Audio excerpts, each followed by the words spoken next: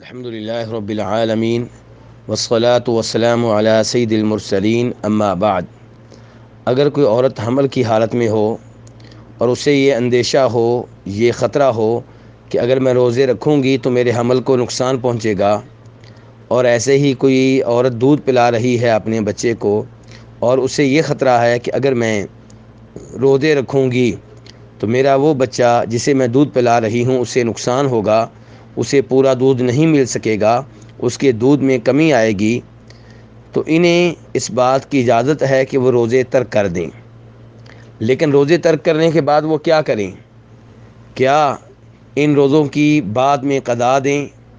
یا ان روزوں کی جگہ پہ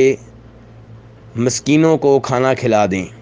اس بارے میں علماء کرام میں اختلاف ہے اور کافی سارے اقوال ہیں۔ ان میں سے دو قول بہت ہی مضبوط ہیں۔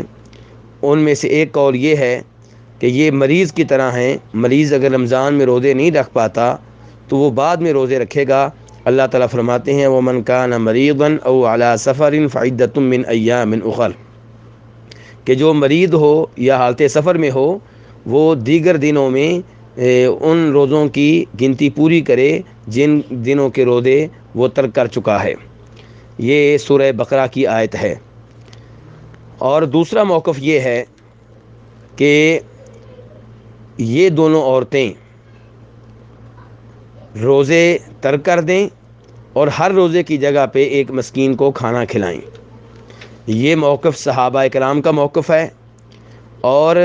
صحابہ کرام میں سے جناب عبداللہ بن عباس اور جناب عبداللہ بن عمر رضی اللہ عنہم سے یہ موقف، یہ قول ثابت ہے، یہ ان کا باقاعدہ فتویٰ ہے، اور کوئی ایسا صحابی نہیں ہے جس نے ان دونوں کے فتوے کی مخالفت کی ہو۔ اس لیے اگر کوئی آدمی یہ رائے اپناتا ہے، اگر کوئی حمل والی عورت یہ رائے اپناتی ہے تو یہ رائے کافی مضبوط ہے، اور اس کے اپنانے والے کو غلط قرار دینا بہت مشکل ہے، بلکہ اس رائے کی طرف کافی دل مطمئن بھی ہوتا ہے، کیونکہ جناب عبداللہ ابن عباس رضی اللہ عنہما فرماتے ہیں، جیسا کہ امام بہقی اور امام ابن الجارود روایت کرتے ہیں کہ وہ آیت، جس آیت میں اللہ تعالیٰ نے کہا ہے کہ وہ لوگ جو روزہ رکھنے کی طاقت رکھتے ہیں لیکن انہیں مشکل پیش آتی ہے وہ ایک مسکین کو کھانا کھلا دیں، اس کے بارے میں عبداللہ بن عباس سے یہ ثابت ہے کہ یہ حکم اب بھی ہے اس عورت کے بارے میں جو حالت حمل میں ہے، اور اس عورت کے بارے میں جو اپنے بچے کو دودھ پلا رہی ہے اور ان دونوں کو نقصان کا اندیشہ ہے، تو ان دونوں کے بارے میں یہ حکم اب بھی برقرار ہے۔ ایسے ہی جناب عبداللہ ابن عباس فرماتے ہیں ایک ایسی عورت سے جو حمل کی حالت میں تھی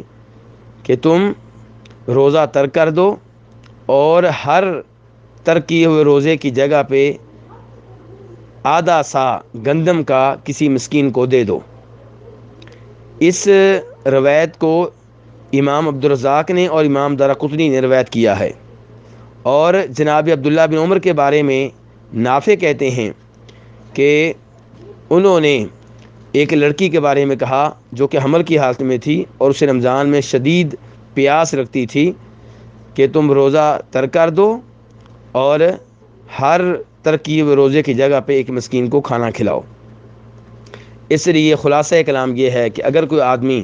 یہ رائے اپناتا ہے تو انشاءاللہ یہ کافی مضبوط رائے ہے، صحابہ کرام کا موقف ہے، اور اس میں ان کا کوئی مخالف بھی نہیں ہے، اس لیے اس رائے پہ عمل کرنے والا جو ہے اسے غلط قرار دینا بہت مشکل ہے۔ واللہ اعلم۔ الحمدللہ رب العالمین